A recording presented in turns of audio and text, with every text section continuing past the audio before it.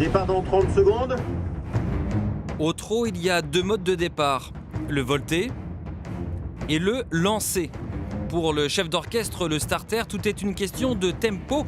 Il faut composer avec les hommes et les chevaux. Allez, on sort correctement, messieurs.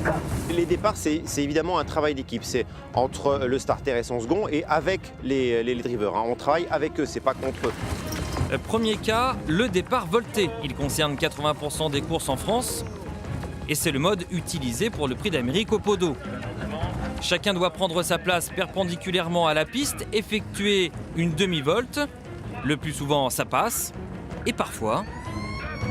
Le faux départ le plus classique, c'est lorsque les chevaux sont trop rapides par rapport au commandement de départ, où ils coupent les deux faisceaux du départ et cela provoque automatiquement une reprise de départ.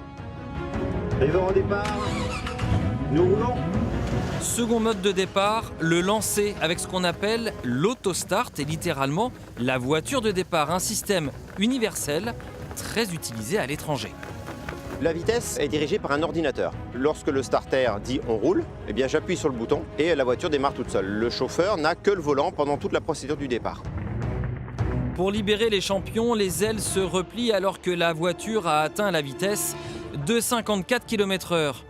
À Vincennes, 30% des courses sont lancées, parmi lesquelles le Critérium Continental et le Grand Prix de Bourgogne, les 10e et 11e étapes des Epic Series.